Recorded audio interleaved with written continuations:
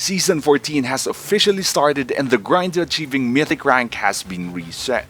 There have been updates to make the game better, smoother, and more enjoyable too.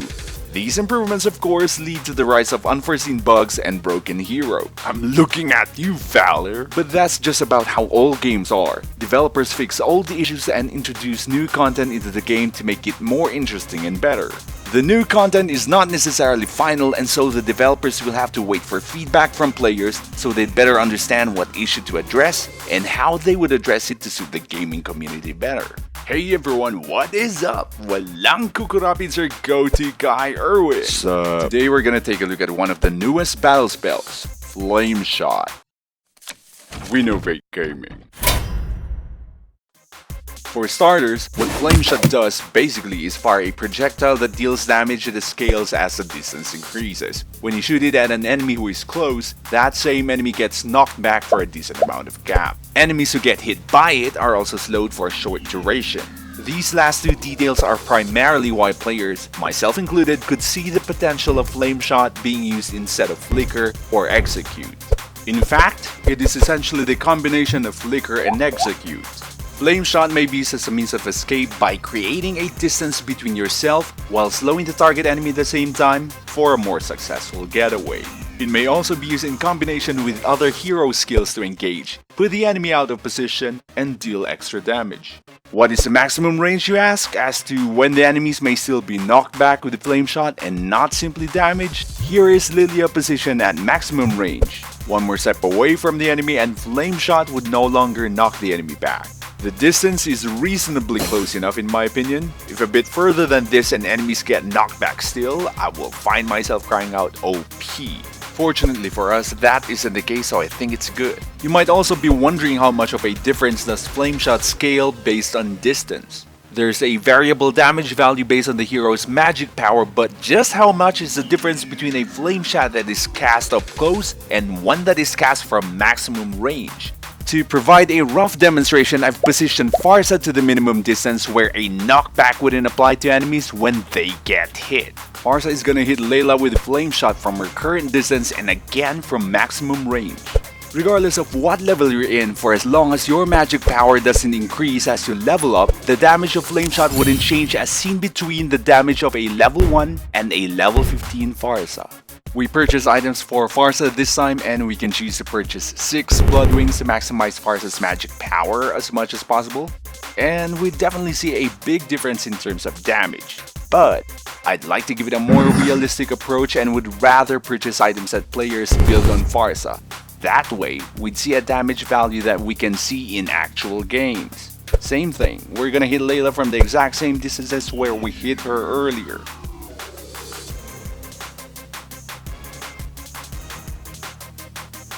We can safely say that the damage range can be as low as 378 at level 1 without any equipped items, and it can be amplified up to 1750 at level 15 with a realistic full build. Flameshot apparently ignores minions and only affects heroes. The skill doesn't go through heroes however, as it only deals damage to the first hero it hits. The skill description clearly states that it only targets a single enemy unit. After a few tests, the description does appear accurate, but the knockback effect somehow also affects enemies that are nearby. One particular hero who will benefit from the offensive tactics that Flameshot brings into the table is Guinevere. Here are a couple of examples that demonstrate that apart from the crowd control effect that Guinevere deals to enemies with her ultimate, she can also place enemies in awkward positions that would make them even more vulnerable to attacks. The first combination requires an up-close interaction with the enemy. Guinevere opens up with casting Flameshot on the enemy, directing the projectile towards a vulnerable area, followed by casting Magic Thump, her second skill, to close the gap and finishing the enemy with her ultimate Violet Requiem. Should the enemy or enemies still have any HP left, Energy Wave, her first skill, or a few basic attacks would be enough to secure the cleanup. Unless that guy's a tank! The second combination opens with using Magic Thump to close in on the enemy, followed by casting Flameshot directing the enemy towards a designated area, close the gap by using Magic Thump's second phase, and finishing up with Violet Requiem. Make sure you execute this real fast as you'd like to cast Violet Requiem while your opponent is still mid-air.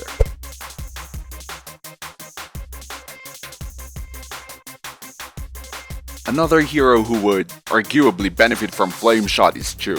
One of the gameplays that Chou users make is put their enemy out of position so his team will be able to secure a kill. Usually, Chou users isolate the enemy towards his teammates or towards one of his team's turrets. Enemies then tend to watch out for certain zones where Chou wouldn't hesitate to attack and use his ultimate on them. In the early game, when Chou becomes missing from the minimap, enemies would look out for these areas to make sure that they don't overextend and give Chou the upper hand. With Flameshot, however, Chou can make a slightly safe area into an attack zone for enemies who are unaware of his ploy and those who think that they haven't overextended. There are 3 combinations to pull this off. The first is harder to manage as it would require that you have faster execution. Chou starts with casting Flameshot on the enemy towards a designated area. He follows it up right away with using his ultimate, the Way of Dragon.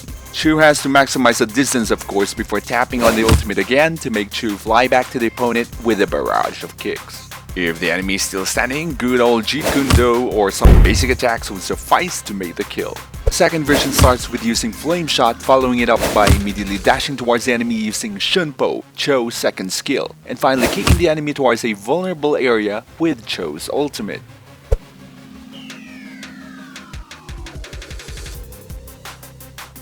The third version is a slightly modified variation of the first, but relatively easier. Instead of using Flameshot at the start, you pick it up with Chou's ultimate.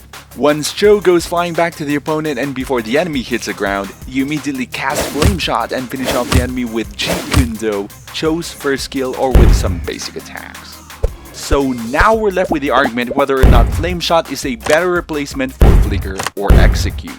Some would argue that Flameshot is better in terms of making fancy moves and engaging with enemies and would still be practical to use Flicker for escaping or closing in. In terms of offense, Execute on the other hand is a sure hit finisher and there isn't any risk in missing the target if the enemy is within range. Some would also argue that the 60-second cooldown of Flameshot compared to the other two makes it a more active part of a hero's skill set. We're gonna view its relevance from a tactical standpoint and weigh the importance of whether or not Flameshot is a viable option to escape from enemies and perform offensive tactics at the same time, then Flicker would stand out as the better spell. Remember, Flameshot only targets single opponents and it would be pointless to utilize Flameshot to escape from multiple enemies if you're simply going to break away from one, but will be caught by others anyway. But wait, there's more! What if I told you that in the advanced server, the skill can now deal damage to multiple enemies within an area, and that the skill occupies a wider range compared to what we currently have in the main server? Makes you want to consider Flameshot even more, yeah? Advanced server participants have received an in-game email about Flameshot getting buffed, and I'm really excited to try this one out. Enemies would now be slowed by 60%. That is 30% higher than what is currently on the main server right now. That would now guarantee an escape even from multiple enemies, wouldn't it? I am now in the advanced server and we're gonna see what the changes they've made with Flameshot look like. Similar to the test I made with Guinevere earlier, I'm gonna summon 3 bots, but this time, they're gonna be a bit more distant from each other. Lo and behold, all 3 get knocked back! I'm liking what I'm seeing so far, but I'm eager to know how wide the coverage of Flameshot really is. So let's take it to the next level, shall we? This time, 4 heroes and with the same distance from each other. Notice that I will be firing Flameshot at the interval between the second and the third bot and won't be directing the arrow to any one of the bots. And still, Flameshot manages to knock back all 4. Shall we try 5? Okay, try 5 we shall. This time I'll be aiming at the middle bot. Well, it didn't knock back all 5, but it clearly has a much more evident and wider range compared to its deployed version on the main server. If this is the case, then players who use heroes such as Farsa or Valor might also want to consider Flameshot as a replacement. As annoying as they are right now, these heroes become even more annoying with Flameshot as it helps maintain a certain distance between these heroes and their opponents. We all know that both Farsa and Valor are very effective when dealing with enemies from a distance, and Flameshot just proves to be a perfect addition for them to do just that.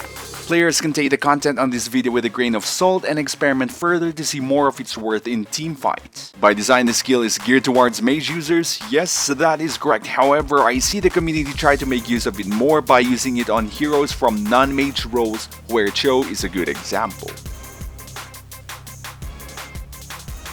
I hope you guys enjoyed the video. Don't forget to leave a comment, hit like and subscribe, and make sure you hit the notification bell to see more videos like this one. Until next time, once again, my name is Erwin, and I'm gonna see you in the next video.